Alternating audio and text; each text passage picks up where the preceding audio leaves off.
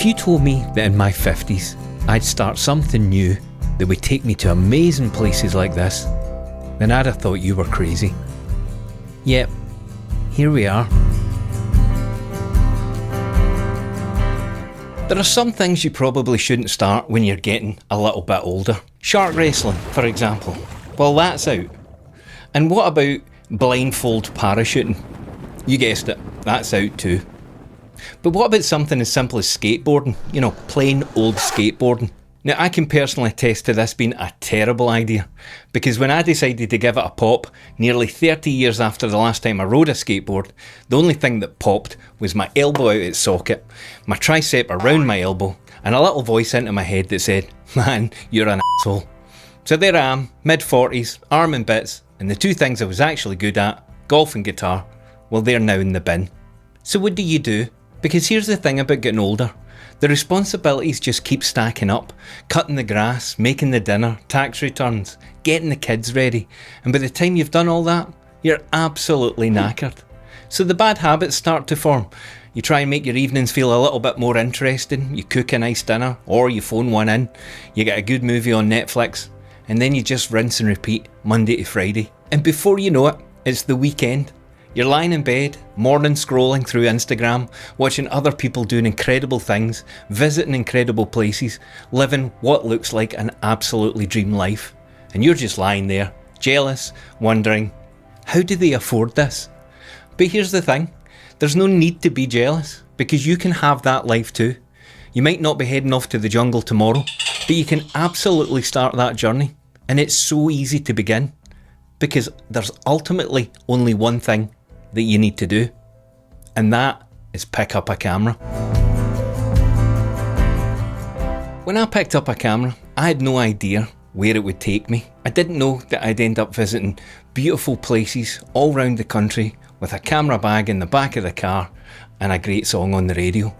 I didn't know I'd meet brilliant people who'd love the same things that I did and want to talk about them. And I didn't know I'd end up creating photographs that I would be proud of enough so much to hang on my own wall. And that's one of the best things about photography, because what starts as a hobby pretty quickly starts to take over your life. You stop just looking at places and then you really start to see them. You know, the light, the weather, the mood, the little details that most people walk straight past. And that's what photography does to you. And I'll let you into a fiercely protected secret. It is nowhere near as difficult as some would have you believe. You know, it's human nature that when we start thinking about a new pastime or hobby, we picture ourselves at the end of the journey and we're already excellent at that thing. But let's be real, starting something new is hard. Like, really hard. Photography though, I can honestly say it's been the easiest new skill that I've ever learned. It's not like learning the guitar or painting or a new language, because those things take an inordinate amount of effort in the early days, and half the time it feels like you're making very little progress. Yes, you have to learn some stuff about your camera and about how to take a photograph, but the barrier to entry is much lower. Learning to use your camera is like learning any new bit of technology, whether it's a remote control, a Fire Stick or a new PC. You just have to read a few bits of a manual, watch a few YouTube videos, touch a few buttons, and then you can go straight out and try and use it. And here's the thing, even on your very first time out with a camera, you might come back with a stunning image. Try doing that on your first ever guitar lesson. So if you're daunted that it's going to be too hard, trust me, it's not. But just remember, getting good is easy. Getting great, that's where the passion and the obsession is born. So let's now look at what you actually need to get started. And no, this doesn't need to break the bank. Obviously, you're going to need a camera and a lens. But that's basically it. Other than a few accessories like memory cards and a bag to carry it all in, that's really all you need. Now this video isn't about what specific camera or lens to buy. I have made videos about that and I'll link them in the description below. But here are 3 things you really should keep in mind before you spend a single penny.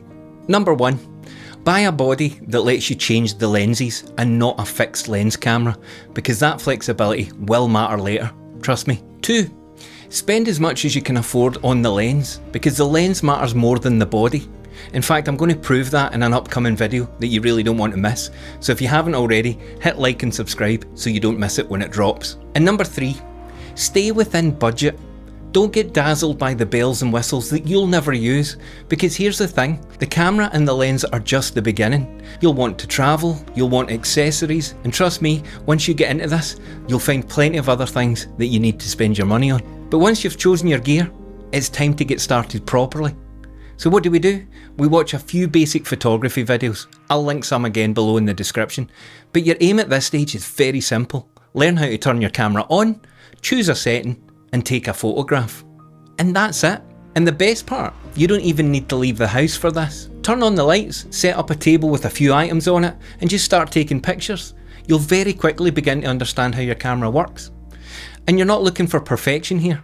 In fact, perfection is impossible, even for the best photographers in the world. What you're trying to do is become comfortable. Comfortable holding the camera, comfortable changing the settings, and comfortable taking a picture and seeing what happens. It's the same as I said about learning to use a new TV or a new laptop. At first it all seems unfamiliar, then after a little bit of use, it just becomes normal. And that's the goal in the beginning. Not perfection, not mastery, just familiarity. Getting used to your own camera. So if this is sounding like something you're definitely going to give a go, then I've actually written 2 ebooks that are designed to help you get up and running a lot faster. One is all about composition. It helps you to understand what actually makes a good photograph. And the other one is all about sharpness, and it'll help you take cleaner, more technically solid images. They're full of practical advice you can actually try straight away. And if you want to pick up both at the same time, there's also a 20% discount. The links are in the description if you want to get yourself ahead of the game. But let's get back to the video. One of the biggest ways photography is different from most other things you can learn is that in photography, seeing is doing, and that's a massive part of why it's so accessible. Again, if we go back to the guitar analogy, you have to learn chords, and then you have to build the finger dexterity to actually make the shapes of the chords, and then after that you've got to learn how to string them together to make something that actually sounds like music. Photography is very different, because in photography we all have the same basic thing. We have a viewfinder or a screen on the back of the camera. We've got a scene in front of us or a subject in front of us, and our job is to go out and take that photograph and try to make it look the way we want it to look. And that's what makes it much more accessible than a lot of other pursuits. So picture this, it's a beautiful day, you've got a bit of time off, you fancy going for a walk, and you decide to take your camera with you. Now as long as you know how to switch it on and take a picture, that's it, you're good to go, you're a photographer. And from that point on, all you're really doing is reacting to the things that you see while you're out. You know, a nice flower, a bird, a shaft of light through some trees, an interesting building, whatever it is, notice it, lift the camera, frame it up, and then just take the picture. And that, at its heart, is photography. Now obviously, there's much more to it than that. You can go deeper. You can specialise in landscapes, street photography, wildlife, portraits, whatever grabs you. But at its core, photography is beautifully simple. You see something, you react to it, and you try to capture it.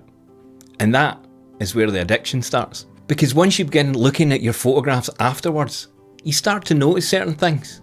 Like, maybe I should have stood a little bit further to the left, or maybe that would have looked better from a lower angle, or maybe I should have just turned the camera the other way round. And that's when it starts to get really, really interesting. Because once you start chasing better, that's when the game really begins.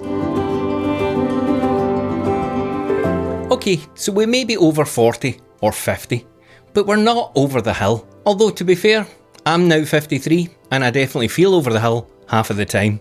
I've got bad knees, dodgy hips, and I've not got too much going for me physically. In fact, if I was a horse, I'm fairly sure they'd have put me down by now. But one of the brilliant things about photography, especially in later life, is that it can be as energetic or as relaxed as you want it to be. If you want to climb a mountain to photograph a sunrise, brilliant. Strap on your hiking boots, get your crampons on, and get up there. But if that kind of thing is way beyond your capabilities, that's absolutely fine too. There is nothing wrong with going for a slow walk along the canal, photographing the birds, the boats, or the reflections, or whatever catches your eye. And if you want to be even lazier, which trust me, I often do, you can go out in the car, pull over at the side of the road, roll down the window and take some photographs from there. Because photography has a physical level that adapts to you. You don't need to be the fittest, you don't need to be the leanest, and you don't need to be very sporty to do this. Because unlike a lot of hobbies and sports, photography doesn't demand that your body performs at a certain level before you're allowed to enjoy it. You can shape it around your own pace, your own energy, and your own ability levels. And that makes it accessible to almost anyone.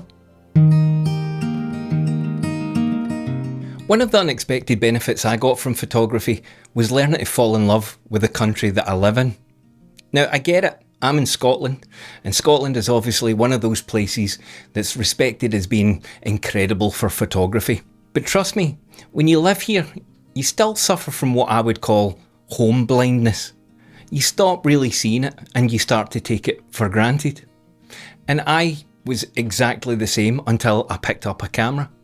And since then, I've made myself go to different parts of the country at different times of the year, and I'm chasing different types of photographs. And one of the biggest outcomes of all of that is that I've actually fallen in love with Scotland, my home country. And honestly, I think the same thing happens wherever you live. Because yeah, some places are more visually inspiring or stunning than others. But most of us are probably only a short drive or a train ride away from something that's really worth photographing. And once you start looking for it, you start noticing things differently. You know, you might be driving home from work one day and the sun breaks through from the stormy clouds and lights up a tree in the distance. And your first thought is, that's a shot. Or, you know, you're walking down the street looking at a puddle and suddenly you notice a reflection of the building across the street. That's a shot. And that phrase starts to pop up and come into your life more and more often. That's a shot. Because once you start thinking like a photographer, you start seeing like a photographer. And in my opinion, that's one of the best ways to move through life. Because even when you don't have a camera in your hand, you're still noticing more, you're appreciating more, and you're enjoying life more. And that to me is one of the best gifts that photography can give you. Okay, so if you're still sitting there thinking, nah, I'm still not sure about this, then here's a very simple rule. Don't think, just do. Because if you've watched this far into the video, there's clearly something in you that's interested in doing this. And honestly, the hardest part about photography is just making the decision to start. But you could make that decision right now. You could make this the video that made you finally get off the couch, switch off Netflix and stop spending every spare evening doing the same old thing. Because there's a whole world out there, and photography gives you a reason to go out and be part of it, to notice it, and to bring a piece of it home with you. Imagine sitting in your house looking up at the massive frame print on the wall and knowing that you took it, that you were there and that you experienced that actual moment. And that's what makes photography special. And honestly, it's one of the best things I've ever done in my life. So if you're over 40 or over 50, that's not an excuse to not get started. It's the perfect reason why you absolutely should. So thanks for watching, guys. And as always, I'll see you in the next one.